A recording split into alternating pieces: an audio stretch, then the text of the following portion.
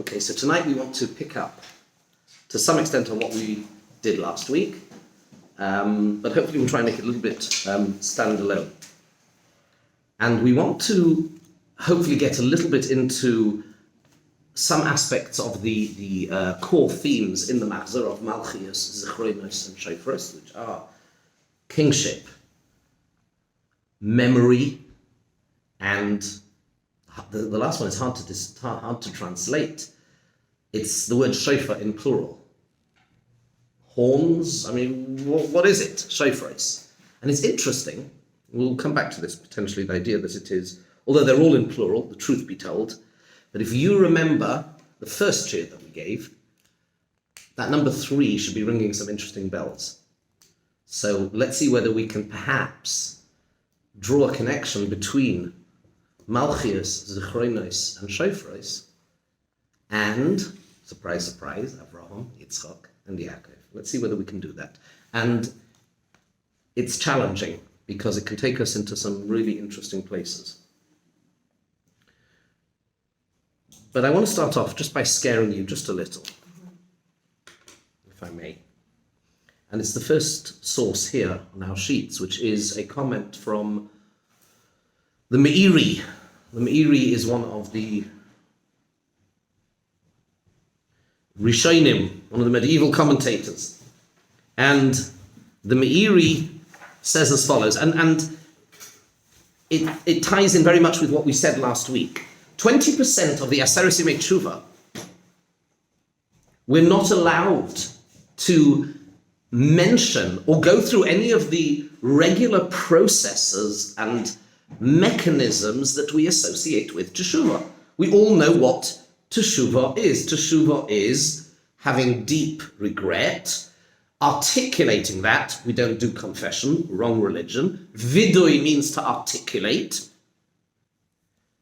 We accept for the future, etc., etc. There are these steps and they are non-negotiable, but none of them are present in Rosh Hashana.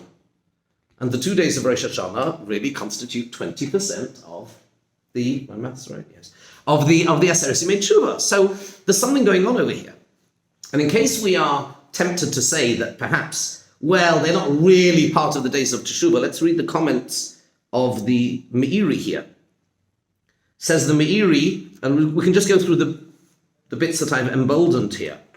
Mikol Mokim Bizman Hazeh, despite the fact that he says it is always appropriate on a daily basis to examine, to be self-reflective and examine one's own actions. Mikol Mokim, nonetheless, Bizman Hazeh, at this very time, Rotzalema Rosh Hashana, i.e. on Rosh Hashana, Ro'oi loy lehisoirer b'yoser. It is appropriate to arouse yourself even more. And he brings the famous Gemara that talks about these 3 books that are open. I don't think tonight we'll talk about them. It's very problematic what they are. These 3 books, Rishonim, Tzadikim, Beinonim, Rotzalema, this means to say, Shekol echad ve'echad nidon k'fi ma'asim k'mei shebi'arnu b'mishnah. It means everybody is judged according to their actions. V'yisoirer lefashvesh b'masav v'lachazoir, and the person on Rosh Hashana should see to it, to reflect on their activities, v'lachazoir mimashehu biyodoi min ha'aveiros, and to return to Shuvah from your aveiros. V'hamisrashel bizman hazeh min ha'tshuvah, and somebody who neglects to do teshuvah on Rosh Hashana, ein lo chelek b'Hashem Elokei Yisrael.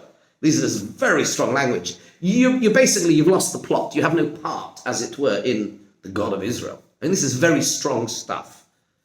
In other words, the imperative to do teshuvah on Rosh Hashana is absolutely established. And there are other sources. There's source 2, which is a Ritva. There is the Rambam, makes it very clear when the Rambam talks about the shofar being the alarm clock. Shifru ma'aseichem. There's no question that Rosh Hashana is a day of teshuvah. The problem is, of course, that we are prohibited from going through all the regular ideas of teshuvah. Let's turn to source 8. Was it said why we're prohibited, actually? I'm going to try and explain. Yeah. In fact, there is even a machlokas. You know, when we open the Aron HaKodesh to take out the Sefer Torah on Yom Tov, and indeed on Yom Noraim, so we say the Yud Gimel Midas, the 13 Midas, which are actually the staple, if we don't get time to talk about it, of Slichos, of Yom Kippurim, in every tefillah, it's the Yud Gimel Midas. Ne'ilah, again and again and again. This is the mechanism, and I'm going to explain this shortly. HaKadosh Baruch Hu did an amazing thing, a very, very unlikely thing. He revealed to Moshe Rabbeinu that if whenever you say, you do the Yud Gimel Midas, the Yud Gimel Midas, these through the Seder, you never get turned away totally. That you always answered somewhat. And there is even some debate in the authorities as to whether when we say it, if we do say it on Rosh Hashana, should we even say it when we open the Ark? Because we always do it's Rosh Hashana, you're not meant to say the Yud Gimel Midas. Okay, we say it because we're just saying it because of. So it's quite strict. That's the point I'm making. It's relatively strict that we're not to go through the mechanisms of Teshuvah. Now, let me tell you a little bit about, and I said some of this morning to the men, but divine bribery. Okay? Divine bribery. There's a beautiful medrash here. There's an amazing, beautiful medrash. The background is as follows. This is source 8. The background is David HaMelech is going to be judged for this situation, the whole Bathsheba story. Okay? So he turns around to Hashem and he says in Tehillim 17, he says, Milfonecha mishpoti yetze. He says, HaKadosh Baruch Hu, I prefer that my judgment goes out from you. Milfonecha mishpoti yetze. I want my judgment to go out from you. Well, obviously, who else is going to judge David HaMelech? Says the Medrash, beautiful Medrash. Omar Rab Levi, Omar lo HaKadosh Baruch Hu. HaKadosh Baruch Hu said to him and said, why are you bothering me? He says, why are you bothering me? He says, there is okay. He says, why are you bothering me? You don't go to the top. We have a Sanhedrin. I made a Sanhedrin. Let them judge you. Al China Masisi Sanhedrin. Did I make the Sanhedrin for no reason? Lech v'lodun lifneihem. They'll judge you. Omalei David. So David says, Ribono shel olam, Master of the universe, Kosavto b'Torah v'shoichad lo ysikach. You wrote in the Torah that they must not take bribery. The judges are not allowed to take bribery. And they, the Sanhedrin, will be it's a high-profile case. They must not be the slightest whiff of scandal or corruption or bribery, and therefore the Sanhedrin, they don't want to touch this case. The technical term is they want to recuse themselves. That's the legal term. They will recuse themselves. There's a conflict. They're not going to. But you Hashem, but you Hashem, sha'ato noitel shoichad min harishoyim ba'olam hazeh. You can be bribed. You Hashem can be bribed. You take bribery from the wicked in this world. What are very interesting. Don't know if we'll have time to go into in depth. Teshuvah, u'ma'asim tovim, u'tefillah. Teshuvah, good deeds, and tefillah, and prayer. That is bribery. Bribery. You take bribery in this world. So frankly, you're a soft judge. You're not one of what they call a hanging judge. You're a soft judge. Milfonecha mishpoti yetze. I want my judgment. I want my case to come before you. Omar HaKadosh Baruch Hu Yisrael. Hashem says to Klal Yisrael, Bonai, my children, ad shesharei tefillah psuchim, as long as the gates of prayer are open, asu tefillah uteshuvah, take advantage, daven, and do teshuvah, shani noitel shoichad ba'olam hazeh, because I am open to take bribery in this world. Aval mishani yoshev bedin la'olam haba. But once you get to Olam Haba, the world to come, which is a world of, how do we call it? The Welt von Wahrheit. No? Olam HaEmes. Mishani Yoshe Bedin Olam Haba, Eini Noitel Sheichad. No more Sheichad. Lefichach, Omar, Toidieni Oira Chayim. Therefore David HaMelech says, make known to me the way of life, the path of life. This is a time when he can be bribed. What an amazing medrash. Anybody want to share their thoughts on it? Bribery. Bribing Hashem. Why is it bribery? What does that word bribery tell you? What does that tell you? What is bribery? That if you give something, you're gonna have a better result. Like if you... When you don't, yes, if I can just modify your words, you're absolutely right. When you don't pay the full price. If you can't do the time, don't do the crime, as they say. Yes? Bribery is a shortcut. It's not true. It's not fair. It's not correct. You pay the policeman €50, whatever, he lets you off. The ticket disappears, doesn't go to court. That's not right. You're not prepared to do what the law says you really should do. That's Shaykh, and generally speaking, it's not a good thing. Mm-hmm.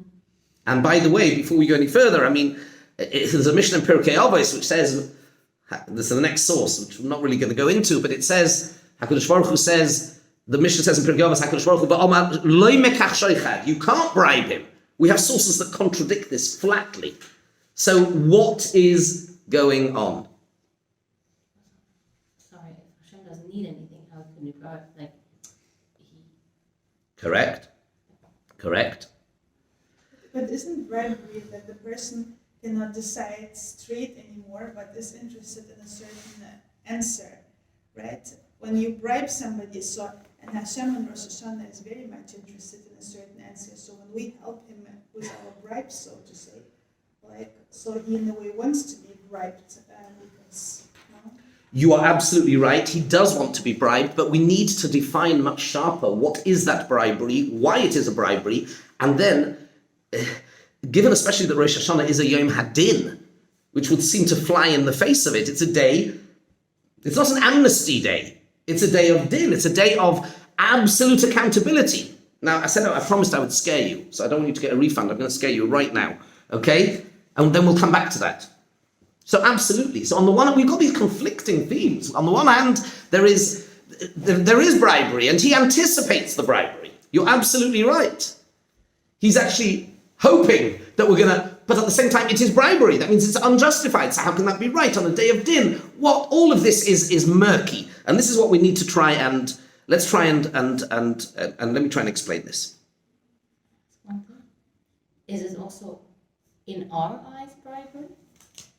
Because that makes a difference. Like if I do something on purpose to make someone else feel more connected to me, and because of that he gives me a better way off, then I did this on purpose. But what if I behave in a normal way to Hashem, but might not even feel, so to speak, that this is bribery? That's an interesting, that's a very, very, very good point. Let's see whether that may become clear, possibly. I need to actually cogitate on that a little, but I think hopefully it will come out in the wash. Let's see.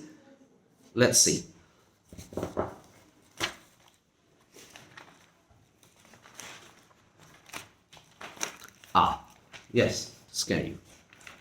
The Gemara says as follows. The Gemara says that halachically, strictly speaking, you don't need to use the horn of a ram. You could use the horn of a cow. That would also be perfectly acceptable halachically. It also is considered, well, not so much a cow, a keren, but you don't need to use the horn of a ram. There are other animals that you could easily use. Yet we use the horn of a ram.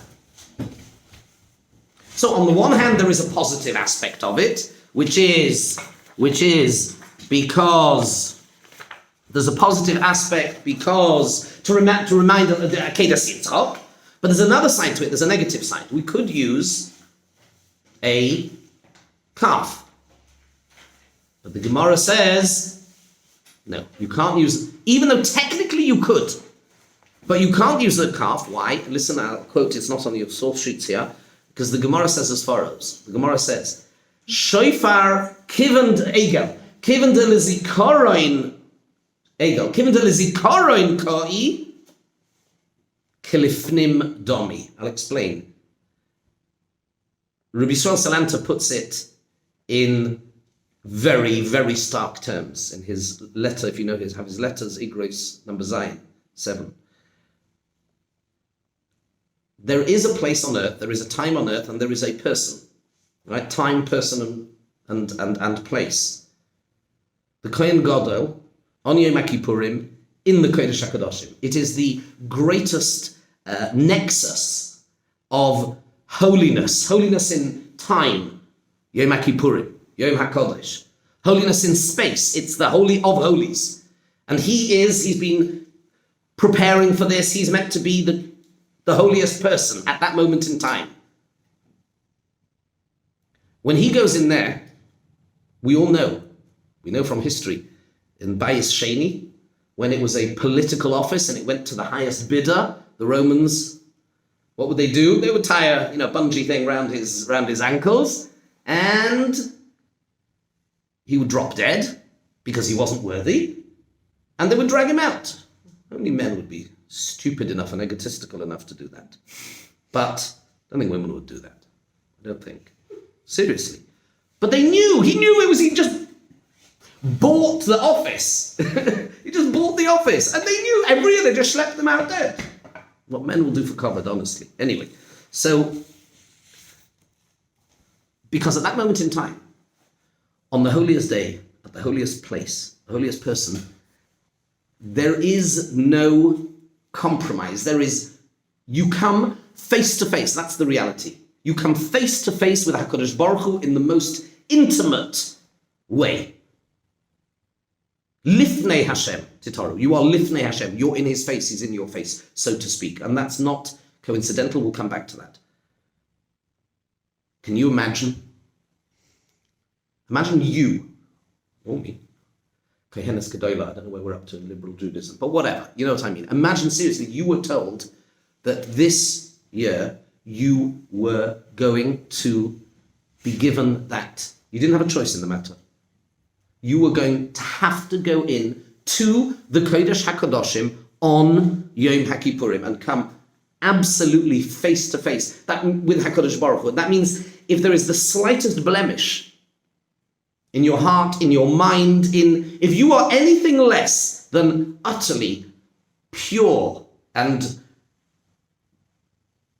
you just drop dead on the spot. I mean, it happened to all of us at Matan Torah. That was the same thing. We plugged straight into the mainframe, nafshi yotza b'dabroi, because we just.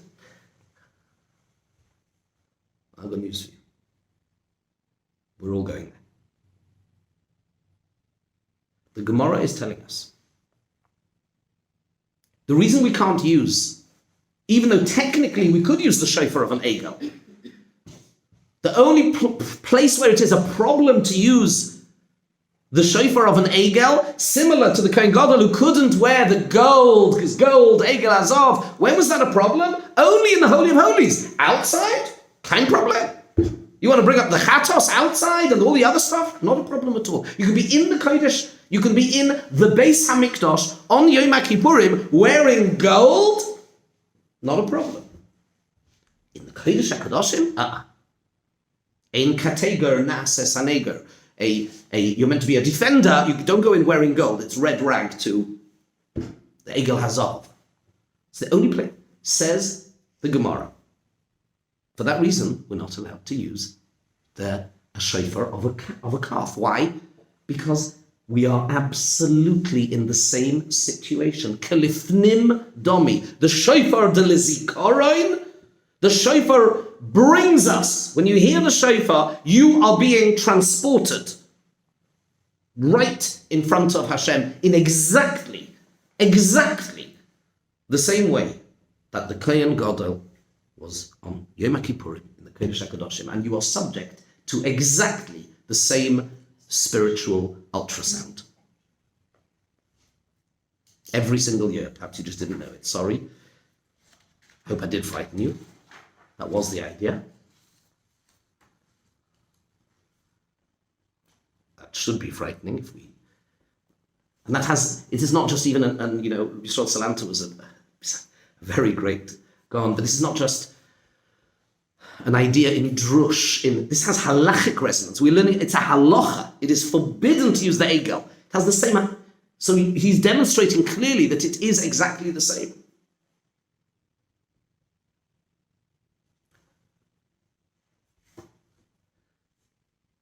Imagine you were to have a very serious court case, a really, really serious one, in Texas or whatever it is, and you get it wrong, and you lose, they send you to the electric chair or whatever it is. And you have the best barrister, you hire the best lawyer, and you sit down, you have conferences, and the lawyer says to you, he says, don't worry, I think we can be pretty confident of a miracle. Don't worry, I think we can be confident of a miracle. How reassuring would that be to you? No. Not at all. Correct. Well, again, that is what the Medrash tells us. The exact lashon of the Medrash about Rosh Hashana. It says as follows. It says the Medrash, it's in a few places, but one of them is on a posuk. Umi goy godol. Posuk in Rosh Hashana. Who then is such a great nation? Like we are. Asheloi Elokim Krovim Elov. That has God close to them. Now notice, the word that is used is a very specifically and definitively, it is Elokim, which connotes judgment and justice. It's harsh. Where is there such a great nation? Asheloi Elokim Krovim Elov. Where Hashem is close to us. Ka Hashem Elokeinu, as Hashem our God, b'chol kareinu Elov, whenever we call out to him. Says the Medrash, and I touched on this theme in the first Shir, and I'm sort of revisiting it from another angle. It's the people in the time of Nehemiah crying. It's the same concept. Says the Medrash, really the truth is, the Torah brings this in Hilchos Rosh Hashana, says the Medrash, really the correct way to behave on Rosh Hashana would be to fast all day. Eat who can eat. On the day that you have that case, do you really think you're going to eat? And yet, says the Torah, Kadosh Baruch Hu commands us. Shower and shave and change into your Yom Tov clothes and eat a Yom Tov meal. Why? And I quote, because we can be betuchim shehakadosh Baruch Hu ya'aseh lanu nes. We can be guaranteed, we can be confident that Hashem will do a miracle. That's not very reassuring. That means, number one, it means that nothing short of a miracle will do. We absolutely need a miracle on Rosh Hashana. And I've begun to explain to you a little bit why. The Gemara says, by the way, there is a Gemara that says that if Avraham, Yitzchak, and Yaakov were subject totally to Hashem's, the full extent of Midas Adin, they wouldn't come through, they wouldn't survive. But if he himself puts us into a situation of impossibility, like, excuse me, what should we do? Correct. So that's exactly what we're going to explore, hopefully. Bribery. Let's talk about it. That's exactly where we're going. So I'm trying to establish this balance. On the one hand, to say it's not a joke. We are exactly like the Kohen Gadol on Yom Kippurim, in the Kodesh HaKadoshim, where nothing less than utter, total emes and integrity and sincerity and purity will do. Nothing less than that. So we need a miracle. We need nothing less than a miracle is going to do it. At the same time, we have the right, and it is expected of us, and it finds halachic expression in the way that we approach this. Instead of fasting, instead of just crying and doing tshuva and vidui, no, you're not allowed to do that. It's a whole different approach. We are majestic on Rosh Hashana. It's solemn and joyous. The Gilu Bira'ada, I think I mentioned it last time, if I'm not mistaken.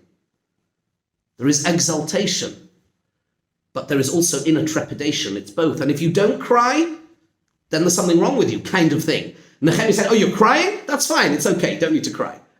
This is the balance. So what on earth is going on?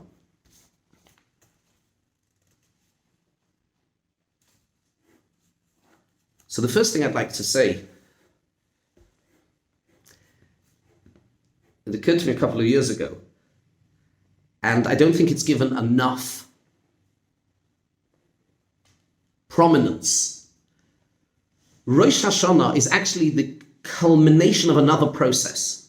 It is the end of 7 weeks of comfort and consolation. It climaxes in Rosh Hashana. We have 3 prior to Tisha B'Av, where the Shloisha de Paranusa, 3 of all the negative, and then we have 7 weeks where the Haftorah. The theme is Nechama, comfort, consolation. It means something else as well, change of perspective. We may have spoken about that. And the last Haftorah, just before Rosh Hashana, is Kumi Oiri, Kiva Oirech, Uchvoid Hashem Alayich Zara. I will translate and explain in a minute. What does that mean? That means Rosh Hashanah is also a day. Here's an irony. Rosh Hashanah is also a day where we come to the end of the process of returning. Hashem wanting our presence, that we are comforted and consoled. And at the same time, we have judgment. How do we define? What is the definition always in Chazal of Golus? Is when Hashem turns his face away from us. I will turn my face away from you. The opposite of that is Oyer Ponecha, is the light, the shining light of Hashem's countenance. And now we begin to see that Rosh Hashana, if we are coming into direct contact with Hashem, Ashrei Ha'am, one of the psukim we say before we blow shofar is Ashrei Ha'am Yodei Surua. Fortunate are the people who know about this thing called Teruah. Hashem Ba'oyer Ponecha Yehalechu. We're going to go and encounter Oyer Ponecha, the light of your face, whatever that means. Hashem Oiri B'Rosh Hashana. L'David Hashem Oiri V'Yishi, say Chazal Oiri B'Rosh Hashana, it's Oyer.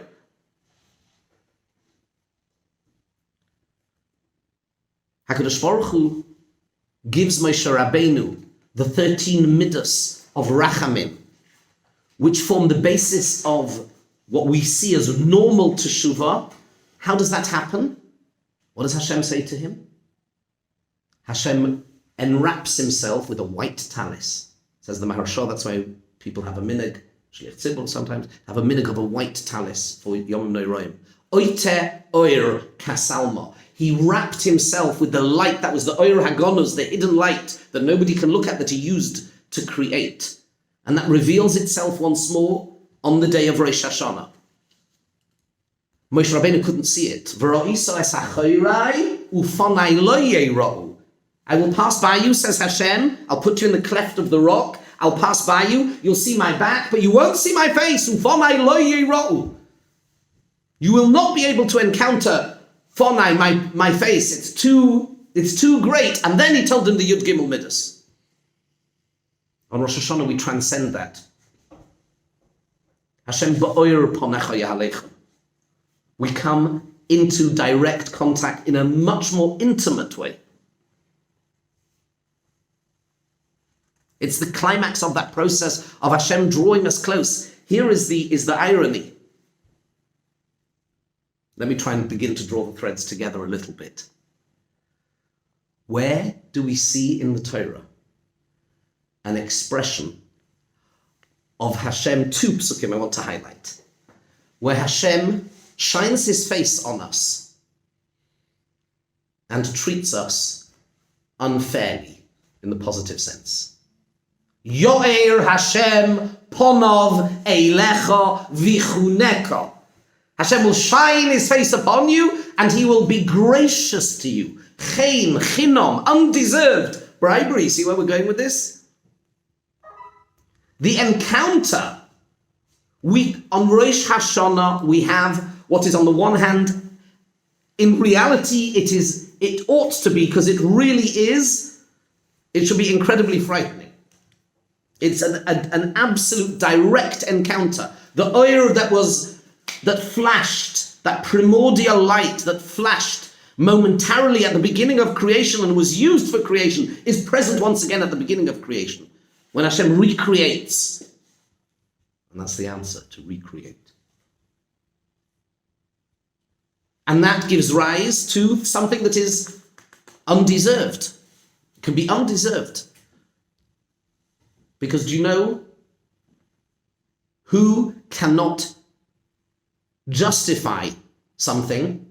Is the creation of a person.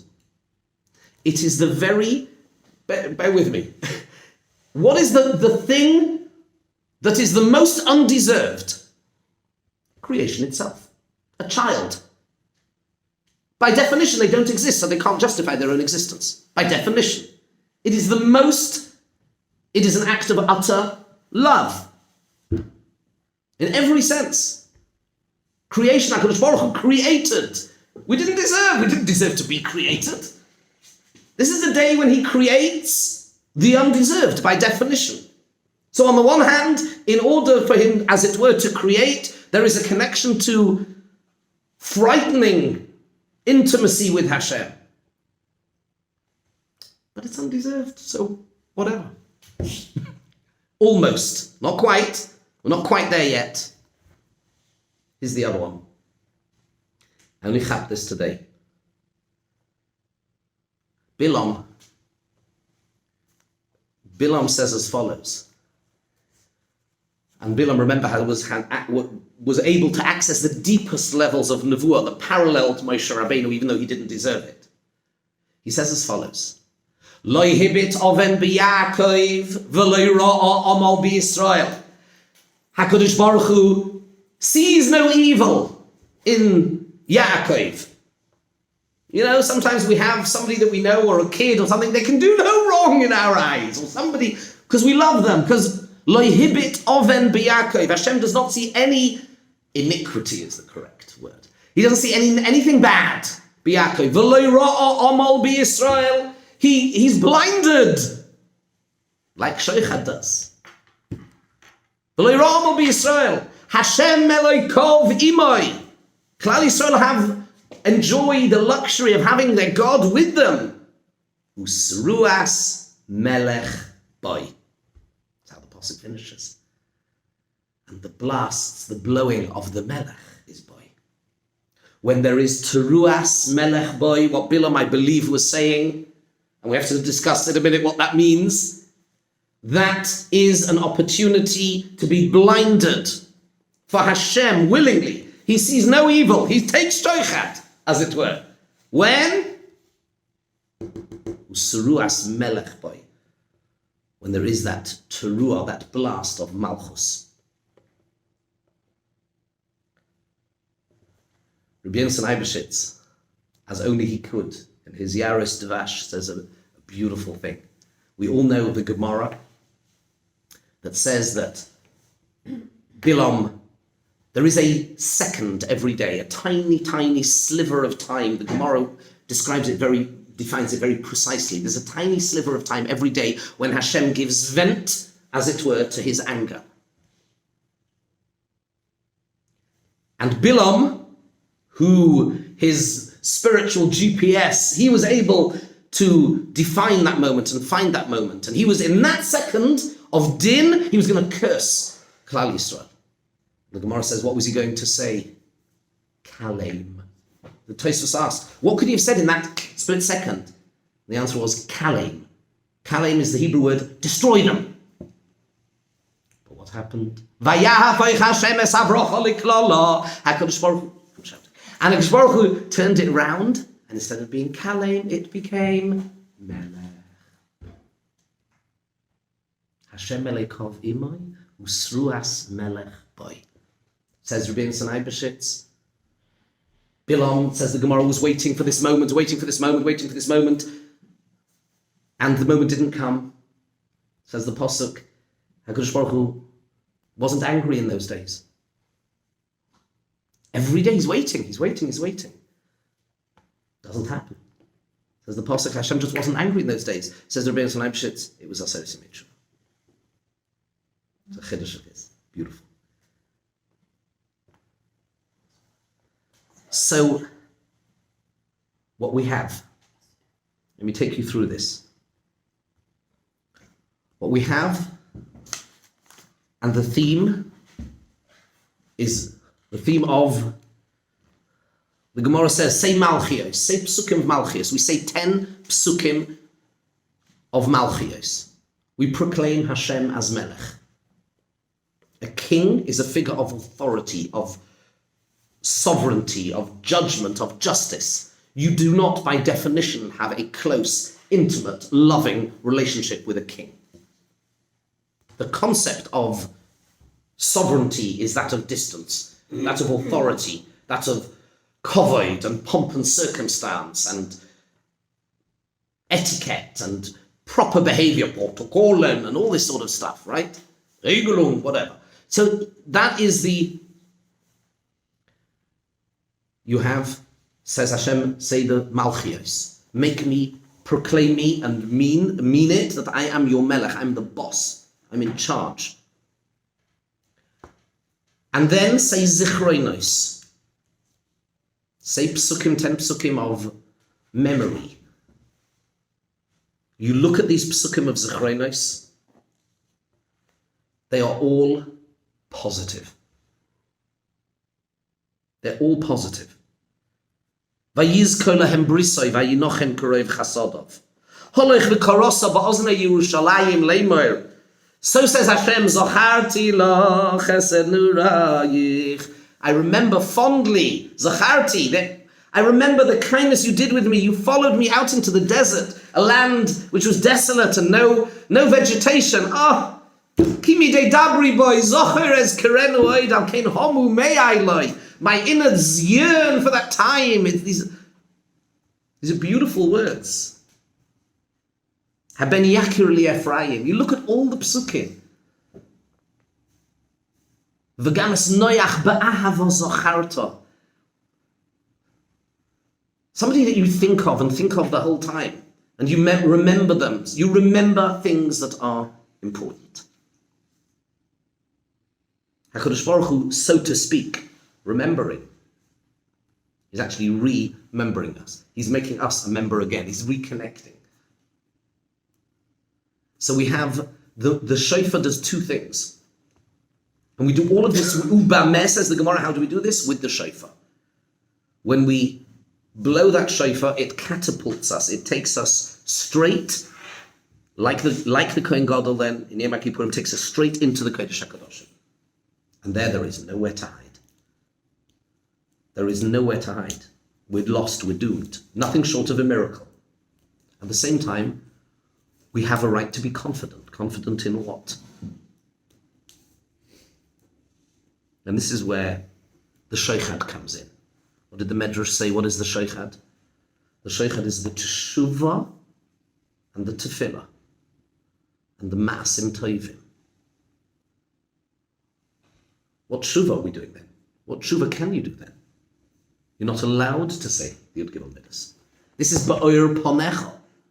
You cannot use the Yud Gimel Midas that are invoked by Ufonai Loye wrong. This is us in with Hashem in our face, so to speak. The light, the directness, the intimacy, the holiness, the awesomeness. But it's the light with which He created. And all we can hope for is to say and to mean at the moment of Tkiyas Shofar,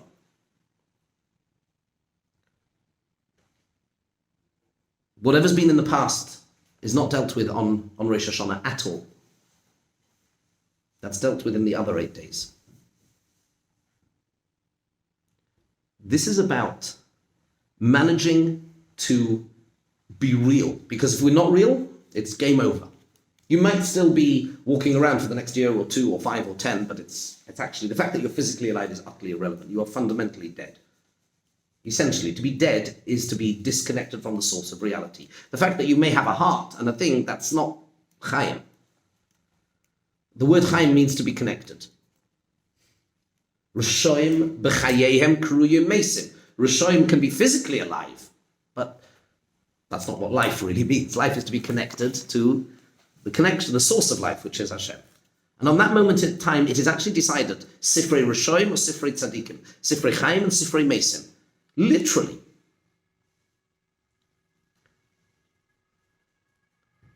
And we have that choice. The choice is it's a whole different type of teshuvah with its own rules, with its own, and it needs one thing and one thing only. There's no vidui, because you're not allowed to. There's one thing only, and that is to say and to think and to mean, Rabbeinu Shalom, until now, I have been living fundamentally, if I'm really honest, pretty much for myself. And now, at this moment, when you are recreating the world for the next year and deciding everything that's going to happen on the basis of the fixed identity, like a moment of birth, a moment of conception, Hayom Haras Olam, where all that genetic material, spiritual, is laid down. The whole year is in that moment. It's already there. It's done. If you're lucky, and sometimes it wasn't so good in associating tshuva, you might be able to change bits of it, maybe. That's, you're really drinking in the last chance saloon. And that's a whole different type of tshuva, and it's much harder. In a way, this is easier. In a way, it's easier. In a way, it's harder. It's shaykhad. Now we know why it's shaykhad. It's shaykhad because you're not really paying the price. Because you cannot pay the price. How can you pay the price to justify your own existence? By very definition, to be recreated and reborn. By definition, you can't. It has to be shaykhad. At the same time, says Hashem, teshuva, tefillah, and masim tovim. It's a very specific type. It is that of saying, I get it. It's your world. I want to be a team player. I'm going to, from now on, and then we have 10 days to practice, by the way. That's why we do things differently in our Aseret Tshuva. I once had the zechus of hearing personally from Rabbi Shimshon Pinkus, in one of his trips to Gibraltar. He was somebody that would travel around the world at the drop of a hat. He lived for Klal Yisrael. He had a heart. He had no ego at all. It's unbelievable. What an unbelievable yid. Very, very, very. Whatever you read about in the books and see the books in English, he absolutely was like that. Remember? He was love and warmth. He was a massive Talmid Chacham, a Makubal. He was just one of the few people that really, really, really touched my life in the few times that he was there. And you remember he once telling us, he was Rav and Rosh Hashiva in Ofakim, but he would be in South Africa, he would be all over America, just to give Yidden, he would go anywhere. Reb Shimshon Pinkus, he would go anywhere to give Yidden chizuk. He said, but between Rosh Hashana and Yom Kippur, he didn't step foot out of ever. Why? He explained to us. The Yerushalmi says that there were great tzaddikim who never took presents. Soinei matonos yichya. It says those people who don't take presents live. And the Gemara Yerushalmi talks about many Amoraim tzaddikim who would never take something that they hadn't bought or deserved. But on Aseret Tshuva they would take presents. And he would explain that the Aseret Tshuva are the 10/11 days that the lunar and the solar year differ. More or less, 354 to 365. That's Aseret Tshuva. He says those are days, I quote, he says those days are pure Olam Haba. I'm not going to spend Olam Haba on a plane. Those were his words. And it starts with Rosh Hashana. The days where the impossible is possible because Hashem is recreating. Says the Medrash, Amar Reb Tachlifa, B'chol Musafin Ksiv V'hikravtem. Whenever we do talk about Korbanos, it always says, you don't have it there, it says V'hikravtem. You bring up. With the Musaf of Rosh Hashana, which is where we do all the Avodah, the Pasuk says V'asisem. Keitzad, how can this be? Omer lehen HaKadosh Baruch Hu Yisrael. HaKadosh Baruch Hu said to Klal Yisrael, B'ni, Bonai, Male ani alechem keilu ha'ayoim na'aseisem lefonai, keilu ha'ayoim barosi eschem b'riya chadosha. If you do the avodah of Rosh Hashana va'asisem, you get recreated. There is a nituk, there is a disconnect from the past. You still have to deal with the past for some weird reason. It's a good question. Why should I have to deal with the past? I'm a new person. Maybe not for now, maybe next week's share. But that din on Rosh Hashana, as we come into contact with Or Panecha, on the one hand, incredibly, it ought to be. If you're not scared, then you haven't understood it. It is, keep that image in mind, and that's the Gemara, the Kohen Gadol in the Kodesh HaKadoshim on Yom Kippurim, where anything less than total, utter integrity and emes and kedusha is immediate death. On the other hand, betuchim, we can be confident. And in what sense can we be confident? What are we confident in? What is this sheikhad? It's always going to be corruption. It's always going to be bribery because we can never pay the full price. You cannot pay the price to exist by definition, because then logically, because if you existed, then you could pay the price. But if you don't exist, then you can't pay the price because you don't exist. There is no you to pay anything. So it's sheikhad. Whatever you do is going to be sheikhad. But Hashem, as you said quite rightly, waits and wants, and he just, what does he want? He wants a team player. And you embrace that, and it has to be real, and it's hard to conjure that up. We need to start practicing and thinking about it. And when that moment comes, then na'as va'asisem, you become a bria chadosha. A bria chadosha. And from that moment on, anything is possible. In the rest of Hasotzin Tshuva, we then start with selichas. We start with teshuva, with the Yud Gimel Midas. And then we have to begin to deal with the past, and maybe we'll talk about that next week. So Rosh Hashana is both frightening, I suppose, in a sense, it ought to be, but at the same time, it is the climax of the period of Nechama, where Hashem says, Kumi Oiri, I want to be with you. Yo'er Hashem panov elecha. I created this world so I should have my people. Just sign up to be a member of my team. Have the courage to step over the threshold into my world. Leave your world behind. Ironically, then, of course, you discover self. But that's a story for another time. That's how you discover self. But that's an avodah. That's the avodah of Rosh Hashana. So on the one hand, it is scary, and it ought to be scary. It's Or Ponecha. It is Sheikhad. But it's something that the avodah, we absolutely can do it. Not only we can, we don't have a choice. We're all going to be there. See you in the Kodesh HaKadoshim. Or not, as the case may be, it's full of the Oshon, full of the smoke. But that's where we're going to be. And that's why we still have 2 weeks to reassess. This is not, Rosh Hashanah is nothing to do with what you have done. It's all about who are you. And we are given this incredible, incredible gift, Va'asisem. Hopefully we'll all manage it.